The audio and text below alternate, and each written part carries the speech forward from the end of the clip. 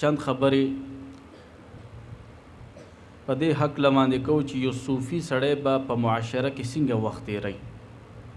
موږ الحمدلله متصوف خلک یو، صوفیو سره زمونږ تعلق ته نیکانو پاکانو سره الحمدلله د الله په فضل زمونږ تعلق ته.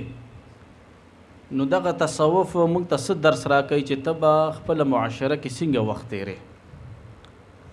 نن چند خبرې په دې باندې کوو. اصل شی چې وګورو موږ اخلاقي تربیت ته ګورې. نن سبا دور کې موږ ټول مادي وسایلو پسې منډې وهو، یعنی ظاهري اسبابو پسې منډې وهو لګیا یو چې دې کې به موږ ته سکون میلو شي او دې کې به موږ ته اطمینان میلو شي او دې کې به موږ ته یو راحت میلو شي. خو هغه شی موږ حاصل هم کو خو زړه بیا هم خفه دی. هغه خواهشات زمونږ الله تعالی په خپل فضل سره پوره هم کړي خو بیا هم هغه اطمینان نه دی حاصل. نو دا ولې؟ دا یو وجه ده چې هغه اخلاقي تربیت نشته چې کوم صوفیای کرامو په خپل دور کې مخلوق ته ورکړی دی. ګوره کوم تاسو د اسلام مطالعه وکړو او د اسلام چې څونه تعلیمات دی هغه په څلورو حصو باندې تقسیم کو، نو د څلورو حصو کې صرف یو حصہ په عقایدو باندې او په عبادت باندې مشتمل ده. صرف یو حصہ په عقیده باندې او په عبادت باندې مشتمل ده او دا درې حصے په اخلاقو باندې مشتمل دي. ګوره په معاملاتو باندې مشتمل دي، په معاشره کې به ته څنګه ژوند تیرې په دې باندې مشتمل دي. ګوره صرف یو حصہ دا په عقایدو باندې او په عباداتو باندې مشتمل ده. نو دین اندازه کیږي چې اسلام زمونږ دین د اخلاقی تربیت او د معاملات د درستوالی او معاشره کې د ښکلي ژوند تیرولو څونه درس ورکوي. په دغه حوالې سره که موږ د خپلو مشایخو د خپلو صوفیو اقوالو ګورو، د هغوی افعالو ګورو، نو د کم صوفي زندگی چې مو تاسو مطالعه کوو هغه د سر نه واله تر خپو پورې د ښایسته اخلاقو ګورې مالک وي. ګورې د خدمت خلق جذبه په هغه کې پرته وي او خلقو سره د همدردۍ جذبه په هغه کې پرته وي.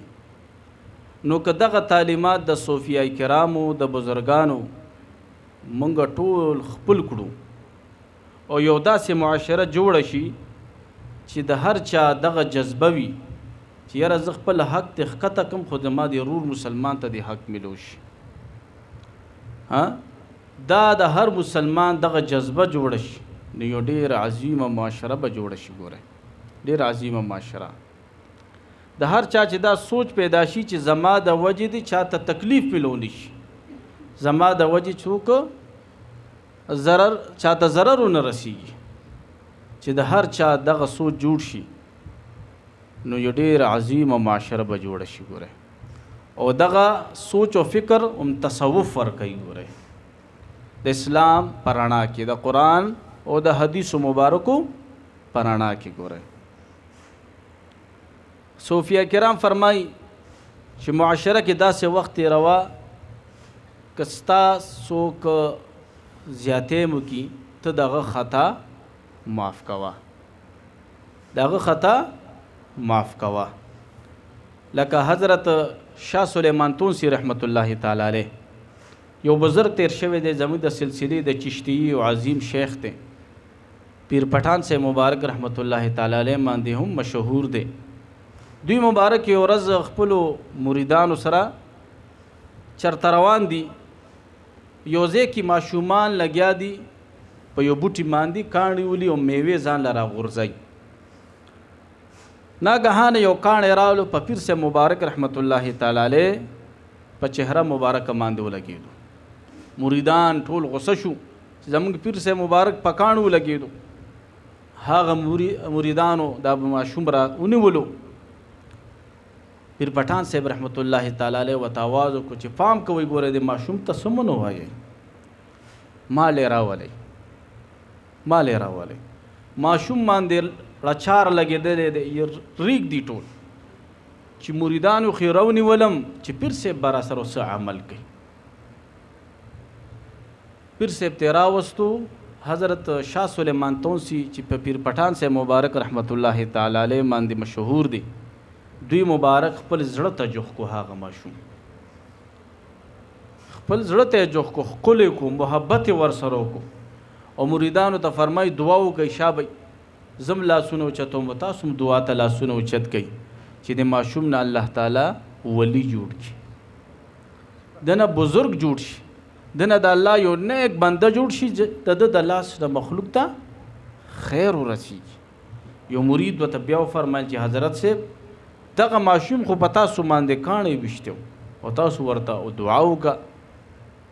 نو حضرت شاه سلیمان تونسوي مبارک رحمت الله علیه ورته مبارک تبسم کې فرمایي چې بچی ګوره بوټي باندې کاڼي ویشتل هغې وله میوه ورکوله، په ما یې کاڼی ویشتو ما وله ولایت ورکو، ما ورته ولایت ورکو. نو دا د دې اولیاء کرامو ښکلي اخلاق وي. ګورې ښه دا دویم صوفي سړی به چا کې عیبونه نه لټوي، دی به خپل ځان کې ګوري چې ما کې څونه عیبونه دي، ما کې څونه کمی دی، زه د ځان نه وباسم. ګورې حدیث مبارک کې راځي چې چاته الله تعالی وي د خیر اراده وکړي، دی د خلکو نه بې پروا شي او په خپلو عیبونو باندې د ده نظر شي. وي چاته چې الله تعالی د خیر اراده وکړي، وایي د دې د خلکو د عیبونو نه بې پروا شي او د په خپلو عیبونو باندې نظر وي د دغه وخت کې. دغه رنګې که یو مسلمان د ته څه عذر پیش کړي، دا به نه کوي چې دی صوفي دی، صوفیه کرامو سره د تعلق دی، دی به د خلکو عذر معذرت قبلوي. ګورئ که د ده په حق کې چا نه کمی وشو او هغه ترې نه معافي وغوسته، دی به ورته معافي کوي. ګورئ دغه رنګې دی به د خپل د لاس نه خلکو ته چې کوم د خیر رسوي، ګورئ چاته به نقصان نه رسوي. ګورئ د ده به دا کوشش وي چې زه د مخلوق ته فایده ورکم. او په دې باندې د صوفیه کرامو ډېر احوال موجود دي. ګورئ لکه بایزید بستامي صاحب رحمت الله تعالی علیه فرمایي چې یو ځل زموږ په ښار کې باران نه کېدو، وی خلکو خبرې شروع کړي چې په دې ښار کې یو داسې شخص اوسیږي چې هغه ډېر زیات ګناهګاره دی چې د هغه په وجه په موږ باندې د رحمت باران نه ورېږي. وایي چې د خلکو دا خبرې ما واورېدې، وایي ما خپل ځان ته اشاره وکړه چې دا سړی امتې چې ستا په وجه باندې خلکو باندې د رحمت باران نه ورېږي. وایي ځان سره مې سوچ وکړو چې زه د خپل کلی پرېږدم، د خپل خاریه به پرېږدم، نو په دې خلکو به د رحمت باران شروع شي. حضرت بایزید بستامي صاحب مبارک رحمت الله تعالی علیه فرمایي چې ما ټول د مخلوق نه ځان کمتر وګڼلو او خپل خار مې پرېښودلو.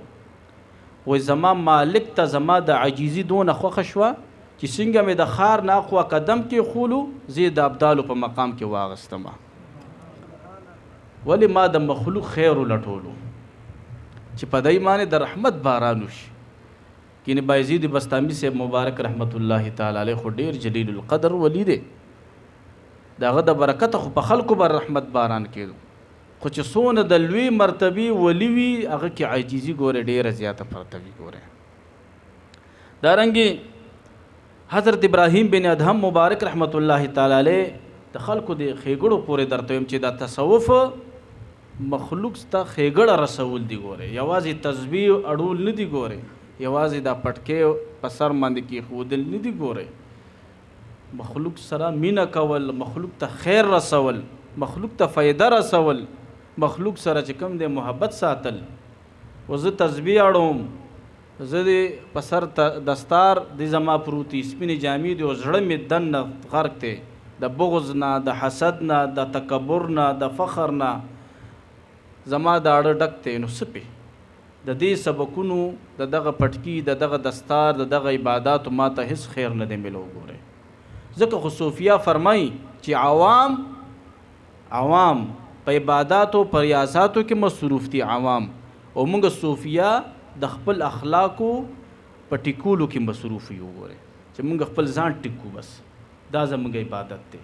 اصل شیخ خپل ځان ټیکول دی. ګوره حضرت ابراهیم بن ادهم رحمت الله تعالی علیه په لاره باندې روان دی، یو نشئی سړی پروت دی چې په لاره پروت دی او دا خولۍ دی لختي طرف ته ده، خلک پې تیریږي را تیریږي. حضرت ابراهیم بن ادهم مبارک رحمت الله تعالی علیه چې وکتو، مبارک ډېر زیات خفه شو. زری مریدانو ته فرمایي چې لاړ شي اوبه راوړئ. اوبه یې راوړې، هغه نشئی ته خوله ووینځله، مخ ورته ووینځلو په خپلو پاکو لاسونو باندې. په مریدانو یې راوچت کو، وشا به ده ته جامې اچو، پاکې ښکلې جامې ورته واچولې. هغه سړی چې کله د نشې نه بهر شو او ځان ته چې وکتل، پاک مخ دی، پاکې جامې اچولې دي، حیران دی چې دا داسې ښکلی لباس دا خو زما په وجود نو چې کله ما نشه کوله، دا سو شو. وای چا ورته ویلې چې حضرت ابراهیم بن ادهم مبارک رحمت الله تعالی علیه په لاره تېرېدو، هغه درله دا مخ ووینځلو، دا خوله هم درله ووینځله، او کله چې درله دا خوله وینځله نو د هغه په زبان باندې یو کلمه وه، د هغه په زبان دا کلمه وه چې دا خوله خو د خدای ذکر لپاره الله پیدا کړې ده، دا خوله خو الله تعالی د ذکر دپاره پیدا کړې ده، او ته پې نشه کې الله دې بهترین ذاکر درنه جوړ کا. وای خوله یې درله وینځله او دا خبره یې کوله.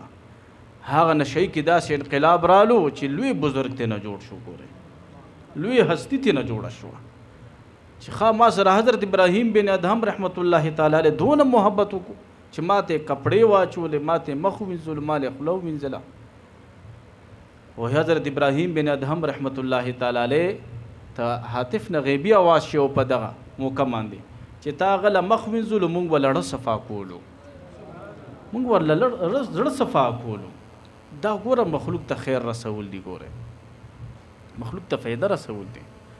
حضرت بایزید بستامی صاحب رحمت الله تعالی علیه په لار یو ځل روان دی، یو سړی لګیا دی رباب وی، دا ستار وهي.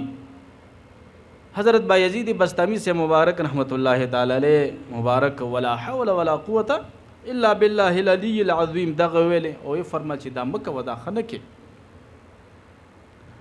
هغه رباپی روچت شو، د حضرت بایزید بستامی سے مبارک رحمت الله تعالی علیه د سر مبارک ته غرباپ راواچول. د حضرت بایزید بستامی سے رحمت الله علیه سر مبارک زخمی شو او وینې تی روان شو. چې وینې تی روان شو، هغه رباپی په خپل کور طرف ته لاړو. حضرت بایزید بستامی سے مبارک رحمت الله علیه خپل مجلس ته خپل خانقاه ته تشریف وروړ، مبارک سر باندې پټیو کا، او یو مرید ته فرمایل چې بچی لاړ شه د دې رباپي کور پیدا کا، کور پیدا کا.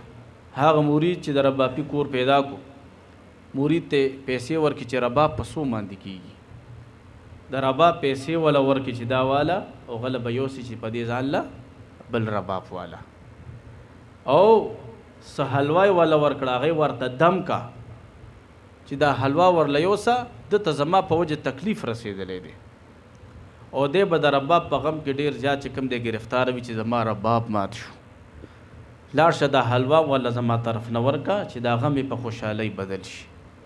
هغه مرید د بایزید بستامي صاحب رحمت الله علیه چې د دې رباپي کور ته رالو او د خپل حضرت صاحب دا خبره ورته وکړه، هغه رباپي شرمنده شو او په چغو چغو په جړا شو، او حضرت بایزید بستامی صاحب رحمت الله تعالی علیه طرف ته رالو، د هغې په پاکو لاسونو باندې توبه وباسله او بهترین مرید او بهترین درویش ته نه جوړ شو. ګوره دا مخلوق ته خیر رسول دی. ګوره مو تاسو خلکو نه نفرت کو لګئ چې چا کې ګناه پرته ده، هغه خو زموږ ستاسو د توجه ډېر محتاج دی چې هغه سره موږ ډېره مینه ولرو، کیدای شي زما ستاسو په مینه باندې هغه د ګناه نه بچ پاتې، د هغه الله اصلاح وکړي. ګوره تصوف دا مخلوق ته خیر رسول دی، که هغه انسان دی او که هغه زناور دی. ګوره دا نه چې صرف انسانان.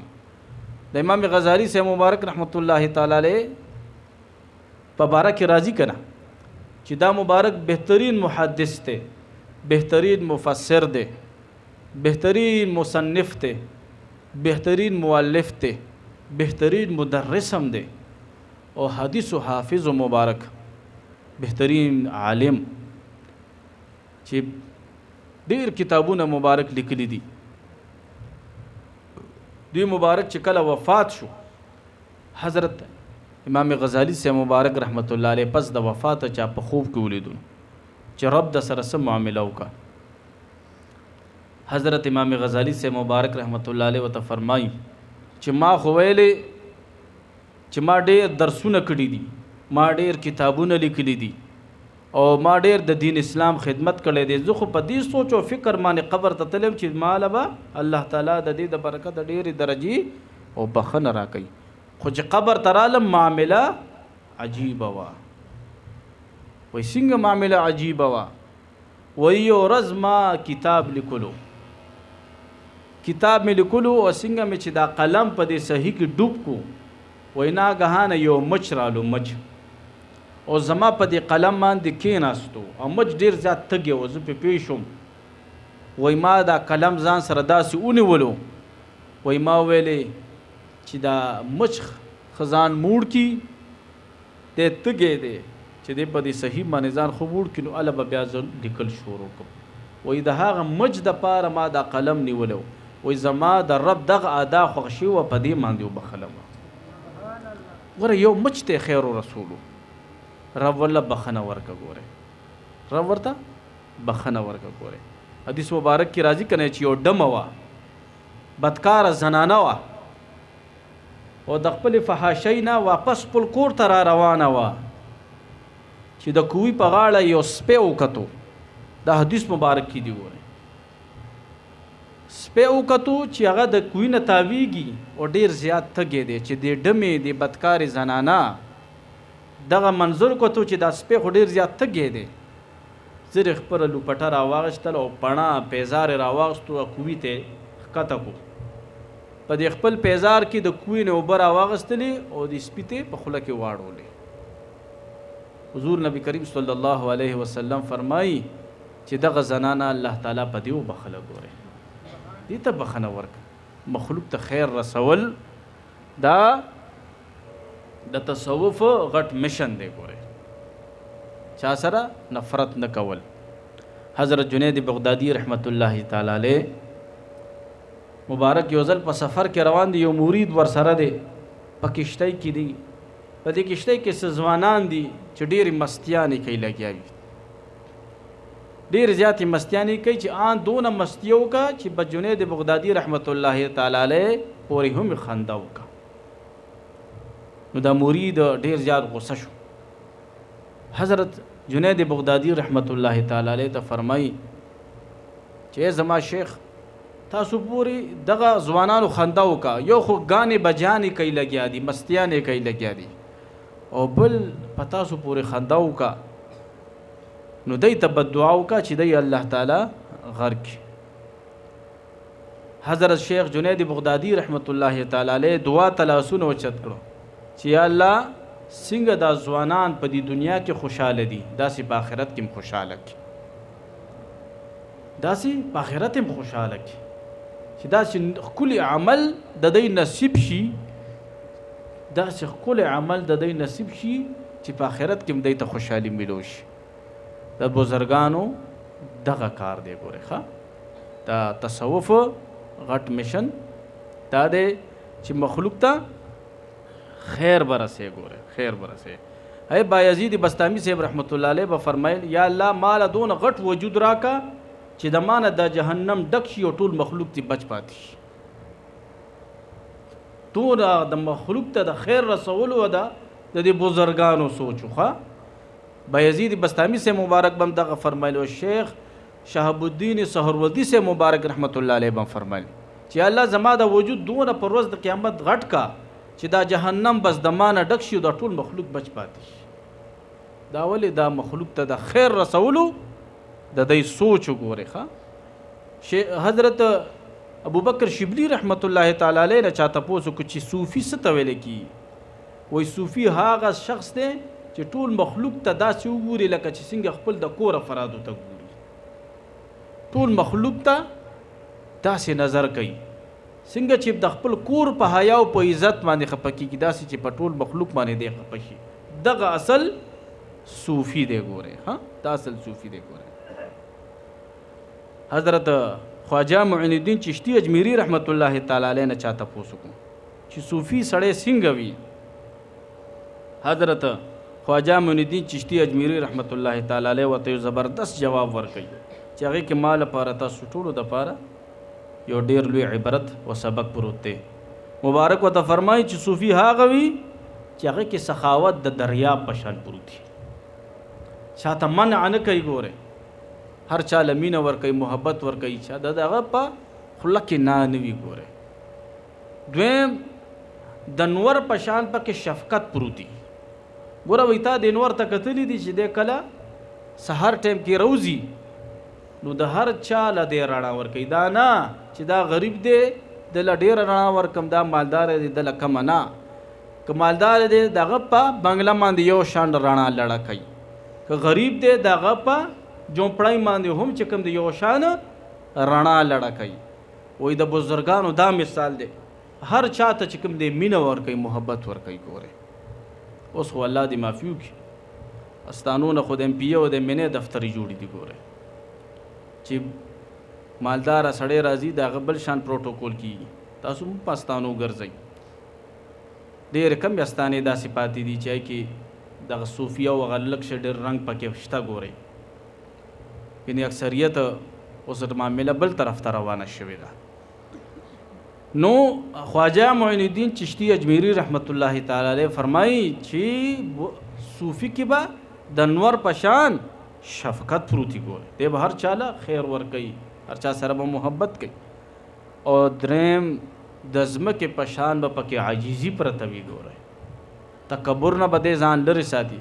که دا درې خبرې په چا کې وي نو دا صوفي دی. ګوره او که درې خبرې چا کې نه وي، خواجه معین الدین چشتی اجمیری مبارک رحمت الله تعالی علیه فرمایي چې دا صوفي بیا نه دی. ګوره دغه رنګې صوفي سړي له په معاشره کې داسې وخت یې رول پکار دی که یو مسلمان رور که د پیربایي دی او که پیربایي نه دی، که د محلهدار دی، عام محلهدار دی، که مالدار دی، که غریب دی، که مسکین دی، هر څوک دی، او دی د هغه د بیمارۍ نه خبر شو نو د ده تپوس له بځي. ګورې د ده تپوس له بځي. ګوره صوفي دغه شان رویه به ساتي. او حدیث مبارک کې راځي چې کوم انسان د سحر وخت کې دی د یو بیمار تپوس له لاړو تر مازدیګره پورې او یا زره فرشتې د ده لپاره د مغفرت دعا کوي. ګوره او که دی د ماښام مازدیګر په وخت کې د یو بیمار تپوس له لاړ شي، وایي تر سحره پورې دله فرشتې چې کوم دی د مغفرت او یا زره فرشتې د مغفرت دعاګانې غواړي. نو د بدل کار مه کوئ. ګورئ چې دا زما تپوس له نه دی رالی زم ورله نه ځم، کیدای شي هغه ته موقع نه وي برابر شوي، هغه چې کوم دی څه مصروف او یا هغه د قصده نه دی رالی، نو خو ځان د ثواب نه محروم کو. ته ولې ځان محروم یې؟ ته ورله لاړ شه، تپوس یې وکړه، کښېنه ورسره، خبرې ورسره وکړه. دارنګې صوفي سړي له پکار دي که څوک د ده یو مسلمان رور وفات شي نو دی به د الله د رضا دپاره جنازه کې شرکت کوي. ګورې جنازه کې به شرکت کوي. دغه رنګې که جایز دعوت ورله چا ورکړو، د قرآن او د حدیث یعنی د اسلام مطابق دعوت ورته چا ورکړو، غیر شرعي محفل نه و، نو دی به د هغه دعوت قبلوي. ګورې دارنګې تحفه دی به بل هم تحفه ورکوي، او که دله چا تحفه ورکوله نو د هغه تحفه که ډېره کمتره وي، کمزوري تحفه وي، دی به د هغه نه په خوش اخلاقۍ سره تحفه قبلوي. ګورې او هغه ته به دعا وکړي چې ستا دا تحفه مې ډېره زیاته خوښه شوه، الله دې تعالی د دې اجر درکړي. حضور فرمایي چې تاسو یو بل ته تحفې ورکوئ، دې سره مینه زیاتېږي، محبت زیاتېږي. بیا اخره کې حضور علیه السلام څه ښکلی شان دی او څه ښکلي مبارک احادیث مبارک دي. وایي ګوره که چاله تحفه نه شئ ورکولی نو د میلاوېدو په وخت کې یو بل ته لږ مسکراهټ راولئ، تبسم کوئ، دا ښکلې تحفه ده. ګورئ دا ښکلې تحفه ده. ګورئ دغه رنګې که د یو مسلمان ورور څه ضرورت وي او د ده په وس کې وي، نو صوفي سړي له پکار دي چې د مدد ورسره وکړي. ګوره نن سبا خو مدد مونږه الله دې معافي وکړي هغه چا سره کوو چې ما ته پته وي چې دا به زما پلانکي ځای کې پکار راځي، نو الله ورسره مدد کوو. که داسې کمزوری سړی وي چې هغه چېرته سرکاري جاب باندې نه وي، یا چې کوم دی د هغه په لاس کې نور څه داسې څه کار نه وي، نو هغه ته مونږ لفټ نه ورکوو. د تصوف په جامه کې هم داسې خلک شته. ګورئ ښه دا د هغې اصلاح نه ده شوې. ګورئ دغه رنګې که څوک د سره ناست وي او هغه ته انتروشی راشي، انتروشی او هغه په انتروشي باندې الحمدلله وایي، نو دله پکار دي چې دی ورته یرحمک الله وایي. ګورئ یرحمک الله دا د صوفیه کرامو ذکر کړي دا ټولې خبرې، او دې کې ما لپاره تاسو ټولو لپاره یو عبرت پروت دی چې ما له یا تاسو له کلم انتروشی راشي، نو موږ له پکار دي چې الحمدلله وایو، یا الله ستا ډېر شکر دی. میډیکل والا وایي ډاکټران چې د انتروشی انسان له راشي او دی دا څه ټایم انتروشی وکړي، وایي دغه دوران کې د ده دا زړه ودرېږي، وایي د ده دا زړه ودرېږي، وایي کېدی شي چې د ده دا زړه ودرېدلی هم پاتې شي په دغه وخت کې. وایي د انتروشي نه پاس چې د ده دا زړه دوباره پمپینګ شروع کړي، نو د الحمدلله دی ځکه چې یا الله ستا شکر دی زړه مې دوباره روان شو، زړه مې دوباره روان شو. وایي د ابوالمسلمان ورته دعا وکړي چې یرحمک الله، الله دې پتا نورم رحم وکړي، الله دې پتا نورم رحم وکړي. دغه رنګې یو معاشره کې یا یو ځای کې چانه یو څیز رک شو او صوفي سړي ته معلوم و چې دغه څیز هم د دغه سړي دی، نو دغه صوفي سړي له پکار دي چې دغه شیزه هغه مسلمان ته ور ورسوي. ګورئ دغه رنګې د سلام جواب ورکول،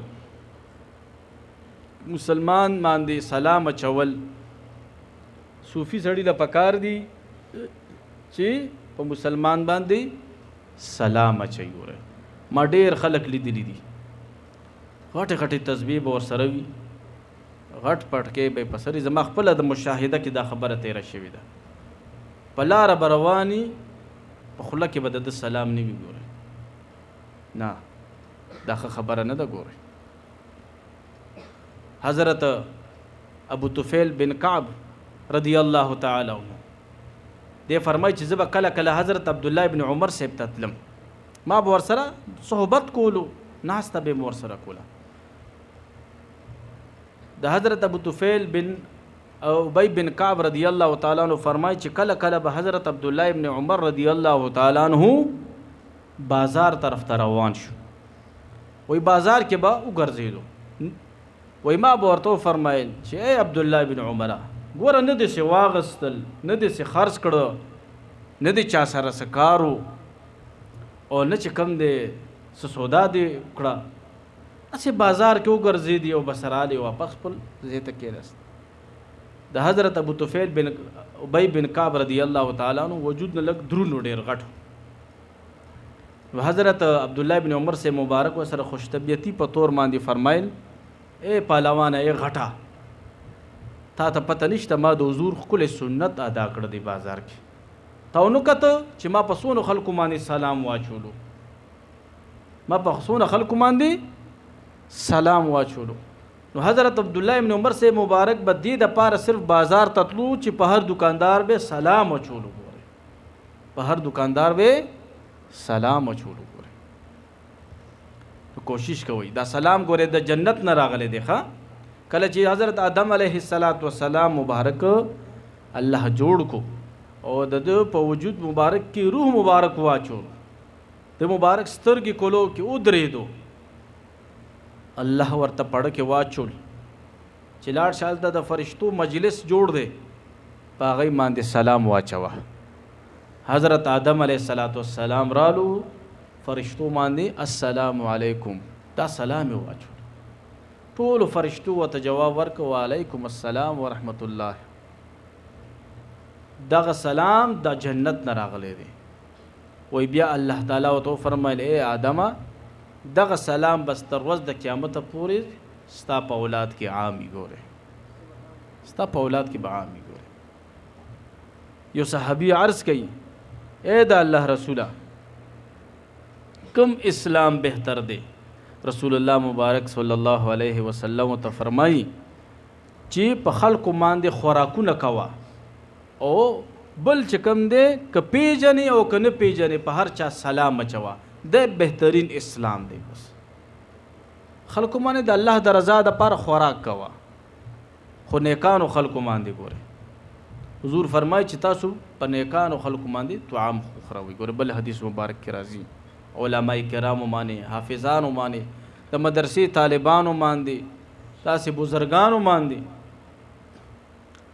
دغه رنګې حضور علیه السلام مبارک ته یو صحابي رالی، هغه مبارک باندې سلام واچول السلام علیکم.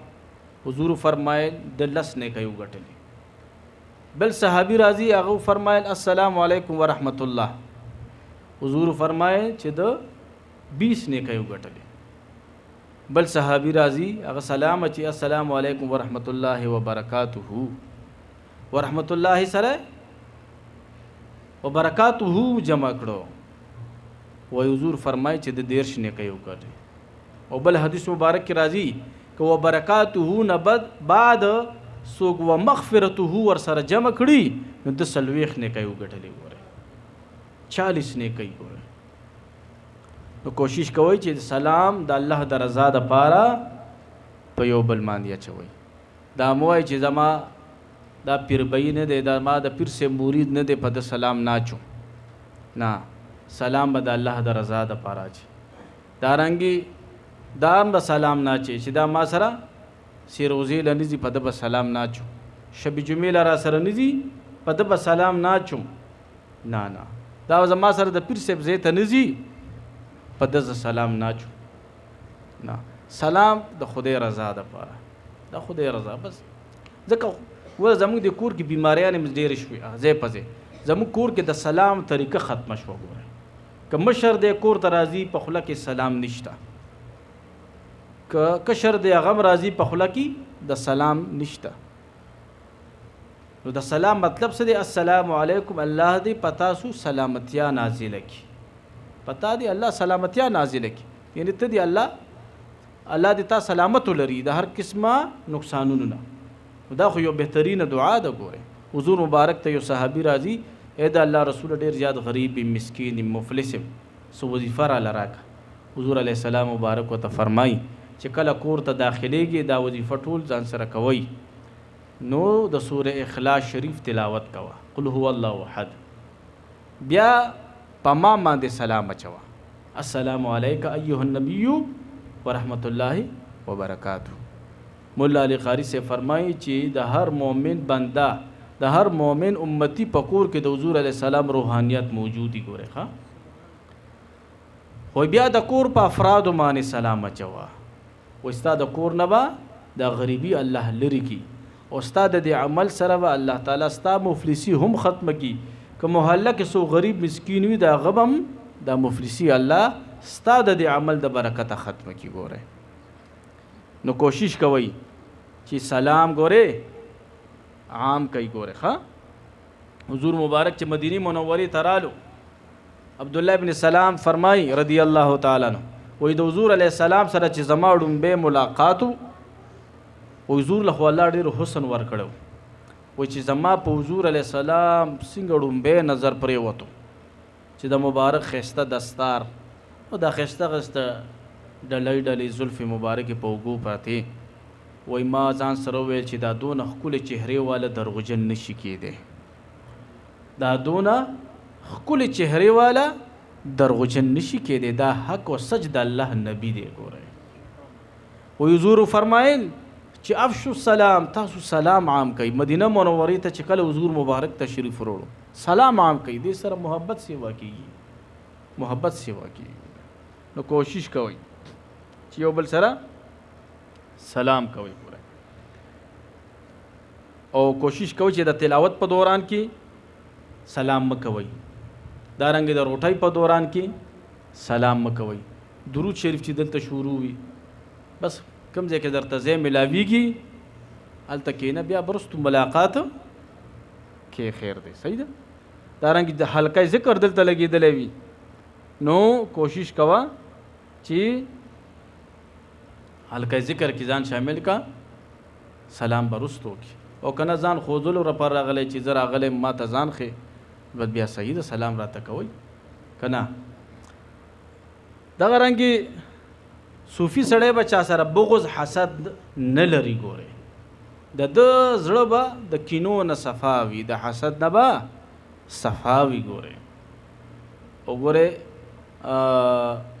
رساله قشیریه کې امام قشیری صاحب رحمت الله علیه فرمایي وایي په چا باندې الله یو داسې بیماری مسلط کی چې هغه بیماری په ده باندې رحم او کرم ونه کي نو هغه په حسد باندې واړی، په حسد باندې. حاسد سړی هر ټایم خفه وي. ګورئ ښه حاسد سړی هر ټایم خفه وي. ګورئ نو تاسو لم پکار دي چې مالم پکار چاله الله مرتبه ورکړې ده، عہده ورکړې ده، دولت ورکړې ده، هنر ورکړې ده، بچي ولا ګر ورکړي دي، رب ورکړي دي، د رب تقسیم دی. زه سره ولې بغض ساتم؟ دا خو زه د خپل رب په فیصله باندې اعتراض کوم. چا ول ورکړي دي؟ رب یې ورکړي. نو کوشش کوئ چې بغض حسد نه ځان ساتئ. ګورئ بدګمانۍ نه ځان ساتئ. صوفي سړی به په چا باندې بدګماني نه کوي. ګورئ دارنګې صوفي سړی به ماشومان سره د شفقت معامله کوي. ګورئ محبت به ورسره ساتي. موږ په جشن عید میلاد النبي کې اکثر ګورو دا ماشومان محفل ته ډېر په مینه راغلي وي، او کوم کور کې چې محفل وي یا کوم مسجد کې محفل وي ټول په منډه کې. دا په ما ډېر بد لګي. ګوره حضور علیه السلام به ماشومانو سره ډېر محبت کولو. ګوره ډېر محبت پې کول. حضور علیه السلام مبارک به چې کله مدینې منورې ته راتلو ټول ماشومان به ورته په انتظار و. ګوره ماشومان به ورته انتظار ماني. حضور مبارک به چې کله راښکاره شو ماشومانو باندې به اختر شو. ګوره او حضور مبارک به د ماشومان څه ځان نه مخکې کینول او څه به ځان نه شاته کینول، او مبارک به په منځ کې ناست و ماشومانو به چغې وهلې خاندل به ورسره. حضور خو مبارک داسې مینه کوله محبت پې کول، او د حضور محفل دی او ته ماشومانو شړې لګیا نه. دغه ماشومان چې زه شړم تاسو شړئ دا بیا دې مجالسو ته خو بیا نه راځي، خو دغه شي بدزن بشي نه. ایله مینه ورکو محبت په ورکو چې هغه نورم چې کوم دی د مینه کې د حضور په مینه کې د الله په مینه کې نورم چې کوم دی مخکې لاړ شي. ګوره دې باندې ډېر واقعات شته چې ماشومانو سره حضور علیه السلام څومره محبت کړی دی. ګوره ها نو کوشش کوئ چې ماشومان سره محبت ساتئ. ګوره دا رنګې صوفي سړي له پکار دي که د چا منځ کې بې اتفاقۍ نه دی خبر شو چې یاره دغه دوه دوستان خپلو کې خفه شوي دي، نو د صوفي شخص له پکار دي چې د دې دواړو ترمنځ صلح راولي. ګوره که دوه پیر بیان خپلو منځ کې خفه دي پکار دی چې صلح راولي. یا محله کې د چا نه خبر شو چې یاره دا خلق یو بل نه خفه دي، پلار او زوی یو بل نه خفه شوي دي، رور نه بل خفه دي، نو کوشش ته وکړي او په دغه موقع باندې دروغ ویل هم جایز دي چې دا صلح راوستو دپاره. ګورئ زموږ د صاحب مبارک رحمت الله علیه یو مرید دی، الله دې وله ژوند ورکړي، ناجوړه دی اوس. هغه افغانستان ته تلو، هغه ټایم کې د مخکینی چې کوم د طالبانو ګورمنټ تیر شوی دی هغه ګورمنټ، نو هغه ځان هلته نه ټوپک روړو، و هغه وخت کې طالبانو ډېره زیاته سختي کوله چې د چا به ګیره نه وه نو افغانستان کې به نه پرېښو، نو هغه د ټوپک دپاره ګیره وساتله. د صاحب مبارک رحمت الله علیه مریدو افغانستان ته چې لاړو ګیره کې ټوپک یې روړو چې څنګه رالو ګیرې واپس وخوړله. صاحب مبارک رحمت الله تعالی علیه خو په دې خیال او ګمان مانو چې بس د دا ګیره پرېښه، خو چې صاحب مبارک رحمت الله تعالی علیه وکتو ډېرې ورټولو او ویې شړلو چې ګوره تا داسې چې داسې څو پورې چې د ګیره نی ساتلې ماله به نه راځي. مولانا شاکر الله صاحب دی الله تعالی غریق الرحمت کی هغه ته صاحب مبارک رحمت الله علیه فرمایي چې دته و چې بس زما ته د مریدین ختمې تا د حضور د خپل سنت وهلې دي مخکې چې دینه ساتله بس نه دي ساتله، خو چې و دي ساتله بیا دی وهله نو دا دې خو نه کړه او بس ځان له بر پیر اونیسا او په مخه د ښه زمانه ازادي. او شاکر الله مولانا صاحب هغه پیر بهی له لاړو ورسره کېناستو، ورته وی صاحب مبارک در باندې سلام وی. او صاحب مبارک رحمت الله علیه وی چې دا خو زما بچی دی، ګوره دنه خو زماړو دا امید نو چې دی به د حضور دا سنت خوري. ګوره هغه شان ورته هغه خبره وکړه او زما بچی دی زما روحاني اولاد دی، زه په ده خفه کېږم او دی د ګیره دوباره پرېږدي زما ستانې ته دې راځي زما بچی دی. هغه چې دا خبره اورېده په هغه باندې اختر شو، زر په منډه منډه صاحب مبارک رحمت الله علیه ته رالو. صاحب مبارک ته وفرمایل چې صاحب زما په مخ باندې لاس راکاږه، مخکې مې د ټوپک دپاره پرېښې وه اوس بس تاسو دپاره پرېږدم. نو ګوره دا مرشد او د دې مرید صلحه هغه مولانا شاکر الله صاحب راوستې وه، او که نه دا شاکر الله مولانا صاحب ټک په ټک د صاحب مبارک رحمت الله علیه هغه خبره هغه سړي ته رسولې وه نو هغه به نن د دغه استانې نه کټ شوی وګوره. او صاحب مبارک رحمت الله علیه جلال تاسو ته معلوم ما ته معلوم مبارک په خو وقتی جلال کې رالو بیا مبارک رستو ټیک ټاکو بیا برستو خاندل به در سره وقتی جلال به او دا د مخلصینو یو غټه نښه ده ګوره چې دی به زر غصه شي خو بیا ډېر زر رضا کېږي ګوره دا د مخلصینو یو غټه نښه ده ګوره.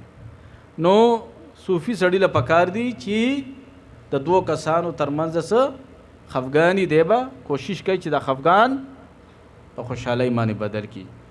دارنګې متصوف شخص له پکار دی چې دنه خپل ګاونډیان چرته تنګ نشي ګوره، خپل پړوسیان چرته تنګ نشي. حدیث مبارک کې راځي چې حضور علیه السلام مبارک فرمایي صحابه کرام فرمایي چې د حضور علیه السلام موږ ته دونه د ګاونډیانو په حق کې تاکید وکړو وایي زموږ خیال او ګمان دا پیدا شو چې گویا زموږ په ځمکو کې زموږ په جایدادو کې به د ګاونډیانو ته حصه ملاویږي. او بل حدیث مبارک کې فرمایي حضور علیه السلام چې زما د الله په ذات قسم هغه شخص به جنت ته داخل نشي او تری پیری حضور فرمایل چې هغه شخص به جنت ته داخل نشي، هغه شخص به جنت ته داخل نشي چې د شرارتونو نه د ګاونډیان محفوظ پاتې نشي. نو ګاونډي به خیال ساتي، داغه بیمار وي داغه سره به چې کوم دی منډه وهي که هغه باندې خوشحالي راشي هغه سره به خوشحالۍ کې ودرېږي ګورئ. دارنګې متصوف سړي له پکار دي چې د بیت الله یعنی د الله د کور خدمت کوي ګورئ، د الله د کور خدمت الله دې وکړي چې موږ بیت الله شریف کې جارو وهو، الله دې دغه سعادت زموږ د ټولو نصیب کړي. صاحب مبارک رحمت الله علیه چې عمرې ته تشریف وړلی هلته خو خادمان لګې خدمت کوي. په یو موقع باندې صاحب مبارک رحمت الله علیه د خادم نه جارو واغستله او مبارک چې کوم دی په خپلو پاکو لاسونو باندې حرم شریف کې جارو شروع کړه. خادم ورته د حرم شریف وایي چې تاسو دا جارو راکړئ کیمرې لګېدلې هسې نه چې موږ نه تنخوا کټ کړي یا موږ ته څه سزا رانه کړي. صاحب مبارک ورته زور ورکړه چې دا واخله موږ خپل هغه صرف محبت اظهار وکړو، خدمت هم وکړو، دغه سعادت هم ځان نه ګډلو چې موږ په حرم شریف کې جارو وهو خدمت وکړو. نو کوشش کې متصوف سړی به کوشش کوي چې د الله د کور خدمت کوي ګورئ.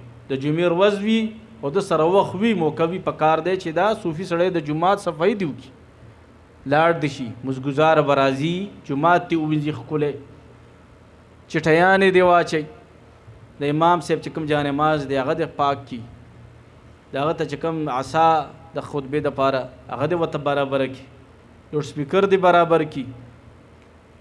کوشش دې وکړي که په چا باندې د چا الرجي نه وي. نن سبا د خوشبویي نه خلکو الرجي هم د ډېره، که د چا الرجي نه وي نو جومات کې د غشته ګرباتۍ ولګوي. په دغه خدمت باندې به الله تعالی ګوره دل اجر ورکوي. او دا د انبیاء کرامو سنت دی ګوره، دا د انبیاء کرامو سنت دی ګوره. نو دا چند خبرې د صوفیای کرامو ما وکړې چې صوفي سړی به معاشره کې څنګه ژوند تېروي.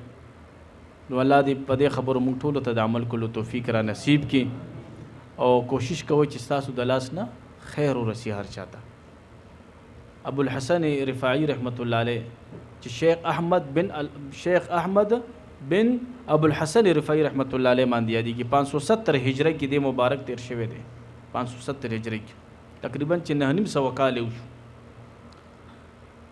د مبارک کې ډېر بس د مخلوق د ښېګړې پکې ډېره زیاته جذبه پرته وه. داسې عجیبه جذبه پکې د محله کې به چې څونه معذوره خلک وو، په خپو به شلو یا په لاسونو به شلو یا به په سترګو شلو. غټ درویش وګورئ، غټ عالم مو او غټ پیر صاحب وګورئ. د مبارک به څه کول، هفته کې به د هغوی د کور سلام لتلو، هغه معذوره سړی به ولامبولو، به ولامبولو، هغه ته به بهترینې جامې واچولې او بیا به هغه سره لږ خوراس کاتو کو او بیا به ترې را روان شو. ګورئ دا طریقه وه. یو ورځ د شیخ احمد بن ابو الحسن رفاعي رحمت الله علیه د ده دا لستوڼي به لږ غټ غټ وو. د ده په دې لستوڼي کې پیشو بچی رالو اوده شو. د پیشو بچی چې رالو اوده شو نو اوس د مانځه وخت دی، یو طرف ته د مونځ وخت شو، بل طرف ته د پیشو دا بچی د ده په دې لستوڼي کې اوده دی. او د ده زړه نه غواړي چې دا پیشو بچی زه د اوس د خوب نه راپاسم.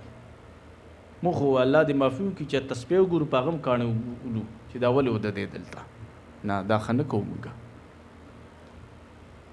نو مبارک خپل یو مرید ته وفرمایه چې بچی لاړ شه زر یو کینچي روړه.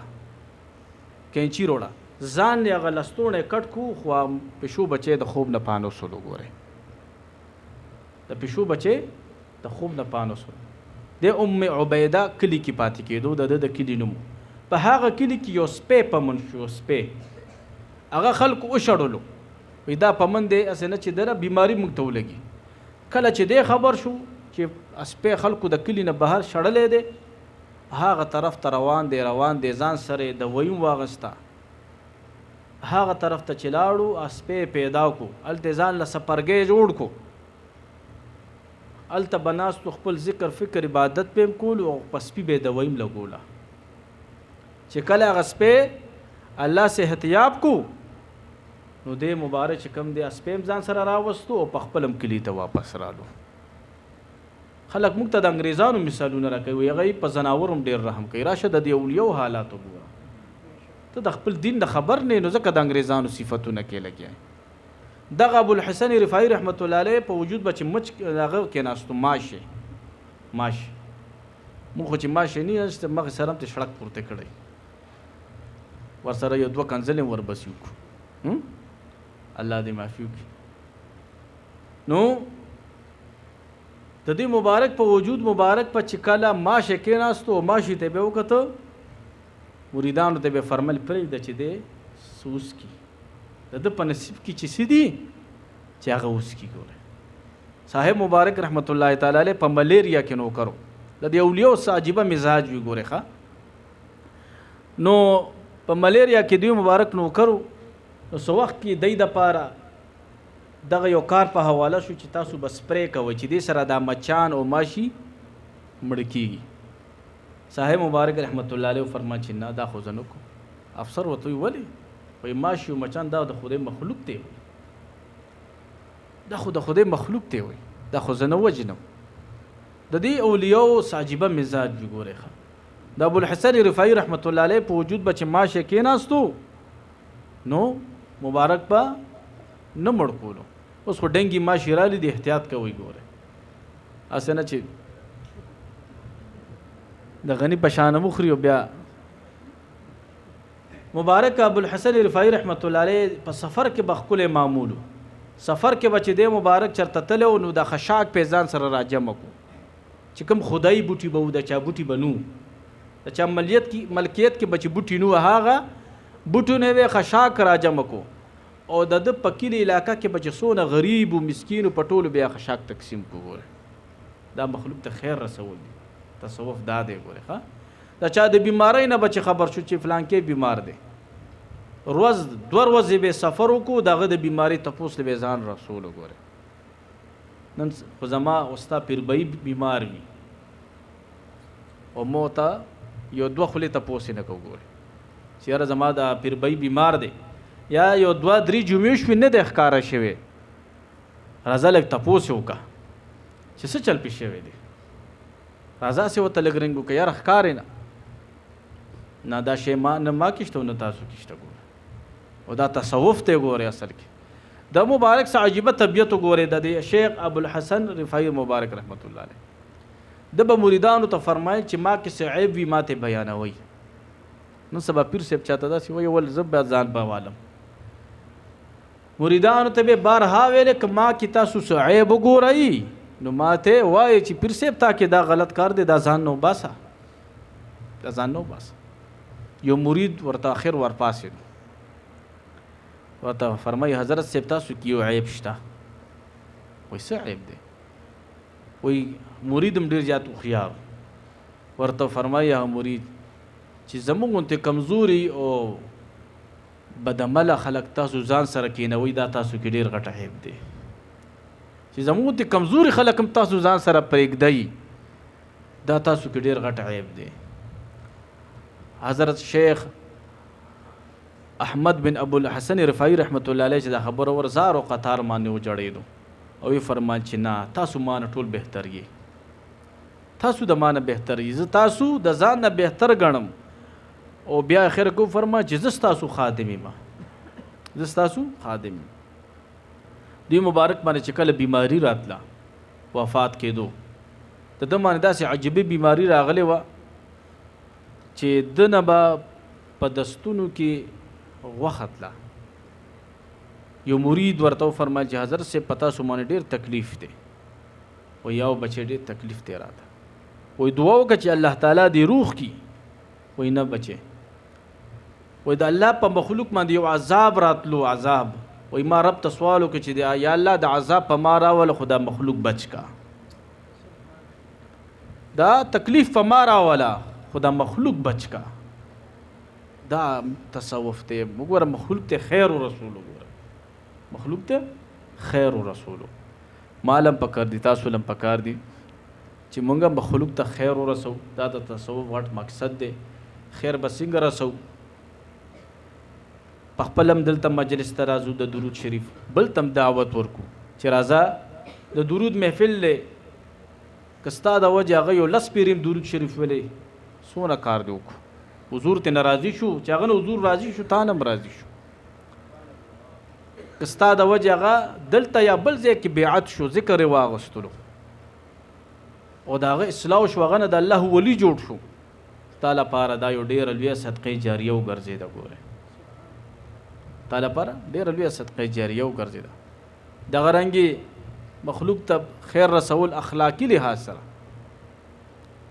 که چا کې عیب پروت وي هغه سره ته د اخلاقو مظاهره وکړه کېدی شي ستا د ښکلي اخلاقو په وجه هغه نه عیب وځي دغه رنګې مخلوق ته خیر رسول د چا بچی دی رالوی شو هغه مدرسه کې داخلول غواړي تو ورته وایې راځه مدارس شته زه به د سره په دې کې منډه وکړم اخوالپجو بابا رحمت الله علیه مدرسه ده نور دینی مدارس دي هلته دا بچی ورته داخل کړه د هغه د سر نه تا بوج کوز کو او دغه بچی دی محفوظ کو ګوره دغه بچی دی محفوظ کو دارنګه تخپل محله کې د درود ختم کې خلکو ته دعوت کې راځي زه د درود شریف ختم کوم راځي ما سره درود شریف وای دا مخلوق ته خیر رسول دی ګوره الله تعالی دې په دغه خبرو باندې موږ ټولو ته د عمل کولو توفیق را نصیب کړي تصوف دا نه دی چې عملیات دې مونږ وکړو چې دا وظیفه دې پخه کو مسخر دي کو خلک دا وظیفه دې پخه کو جنات ته مسخر کو دا وظیفه دې پخه کو چې زمونږ کاروبار دې پس په مخه ترقۍ باندې لاړ شي. دا تصوف نه دی ګورئ چې دا موږ ته څه جوړ کړي دي. ګورئ دا صوفیه کرامو د تصوف په حق کې ډېر اقوال شته، خو بهترین قول دا دی چې تصوف دا دی چې تا نه بد اخلاق وځي او ښکلي اخلاق در کې راشي، بس دا تصوف دی چې تا نه بد اخلاق وځي او ښکلي اخلاق در کې راشي. مخکې د تنهایی خرابه وه، اوس د تنهایی پاکه شوه. مخکې د سوچ او فکر خراب و، اوس د سوچ او فکر ټیک شو. مخکې د لباس د شریعت خلاف و، اوس د شریعت مطابق د لباس شروع کو. مخکې به چې په لاره روان وي سترګو کې د حیا نه وه، اجنبي زنانو ته به د عیب په نظر کتل، اوس د سترګو کې حیا راله.